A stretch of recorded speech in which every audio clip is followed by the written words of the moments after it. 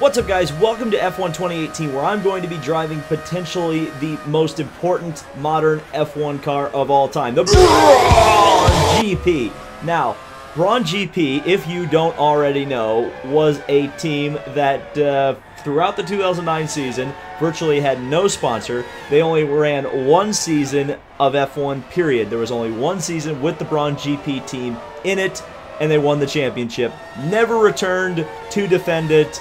And it's one of the greatest modern racing stories of all time. Now, that's a gross oversimplification. The complicated story of the Brawn GP is the fact that it was the former Honda F1 team, which was the former British American Racing Team, or BAR. Honda, with the financial crisis at the end of 2008, decided, you know what, F1 is spending too much of our money. We would like to pocket that and do other things with it.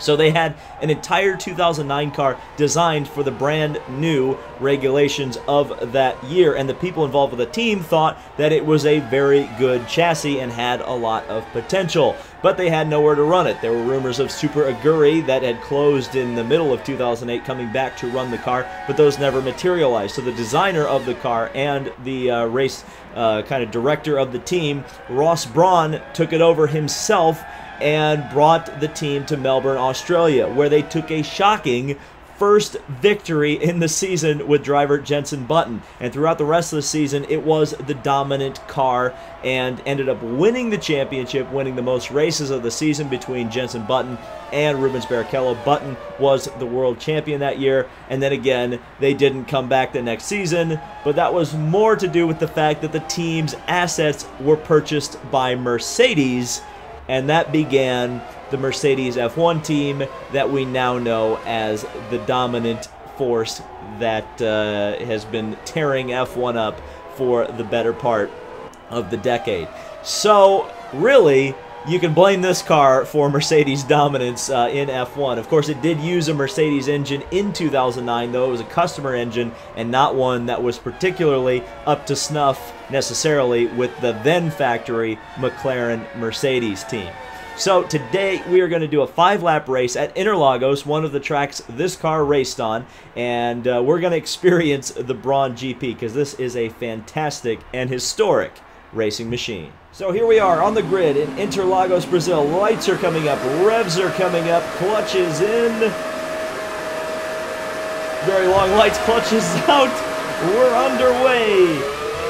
And the Red Bull gets a sterling start going through the middle of the two V10 Ferraris on the front row and up into the lead of the races. I'm going to send one up the inside of the V10 Ferrari, the 2004 version, and got up to third. So now I'm going to be chasing the V10 car as well as the Red Bull. Of course, the Red Bull, chief rival of this car in period.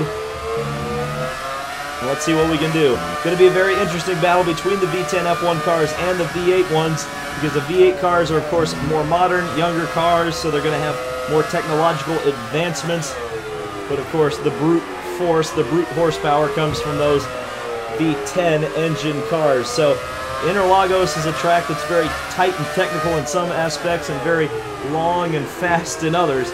So it really creates quite an interesting balance. But let's see if we can get around this V10 car here and then try to chase the Red Bull down and have a very classic matchup here. Of course, this car utilized a double-decker diffuser, which was kind of the very controversial innovation in it, which allowed it to kind of go straight to the head of the 2009 grid. Everybody complained about it, most notably like Toyota and Williams, and then everybody ended up copying it by the middle of the season after their protests didn't really work out. Look at the power of the V10 F1 car, though. The Ferrari just drove around the inside of me going in, but I drove around the outside of him through the corner, so you can see the contrast there. But wow, these Ferraris are really, really fast. Aggressive move on the outside there. They're battling for the lead as well. I'm going to try to capitalize since the Red Bull decided to be real nice to me and chop the Ferrari there. Of course, this is going to be a very quick race because of how short the lap time is here at Interlagos. Ooh, I almost got on the throttle a little too hard here. No traction control, that's another thing. A lot of the V10 cars are equipped with traction control, which makes it a little bit difficult to get the legs on them and acceleration off of the corner, simply because they can just mash the throttle and accelerate like a top-fuel dragster down the straightaway. I don't quite have that advantage as I run the fastest lap of the race, probably just based on the fact that I wasn't really held up by anybody throughout that lap, and I had the huge toe of the Ferrari down the main straightaway. Now the Red Bull's going to dodge and duck underneath the Ferrari, but the Ferrari was able to get through there, so that might be game over. We'll see. Here comes the other V10 Ferrari. You can just see Sector 1 is very much a Ferrari section of the track, but here we go into the place where the Brawn GP and the Red Bull are going to be very, very quick. All the way down to second gear. Just try to be very careful on throttle application. I might be able to pass the Red Bull here if I get a real good run through the final corner. Nope, wasn't as good as I would have hoped. He's going to have a huge draft from the Ferrari, but at least I'm going to be able to hook onto the back of both of these guys and get a double draft. Let's see, I'm going to be in the top of my 7th gear, no 8th gear in these older cars. It's amazing. I'm starting to feel old because I can't believe that we're talking about the Brawn GP as a classic car. Good grief. It's great to finally be able to drive this in a video game, by the way, because of course Codemasters got the F1 license in 2009, and they didn't really do a very good job with their 2009 game. It was, I think, a Wii exclusive, and of course we know that the Nintendo Wii was not really the place to find really good racing sims at that particular moment. And I will say, they've really improved the wheel driving for this game. I couldn't even play F1 2017 on a wheel because it was just too difficult.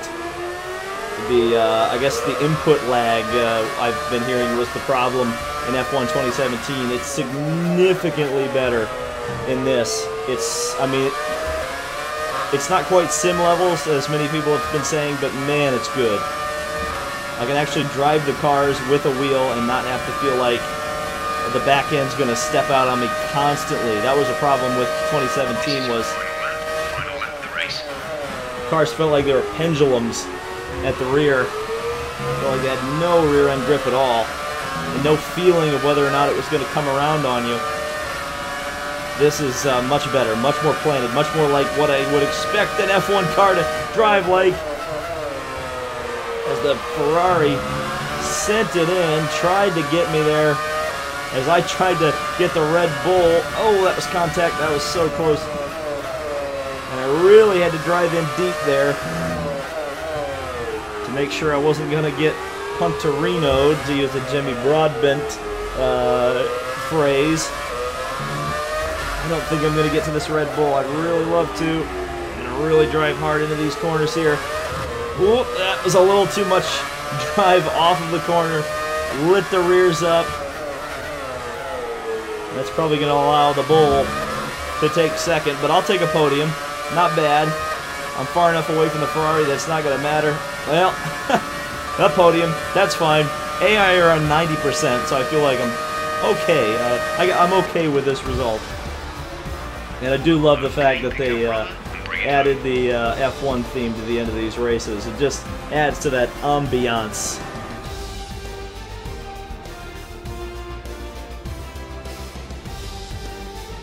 And as the adrenaline dies down after another eventful and there I am on the podium. The top three, out onto the podium. Third place. I don't know what the deal is with the Star Wars wipe transitions. That wasn't in F1 2017, and it is in 2018, so it's very weird.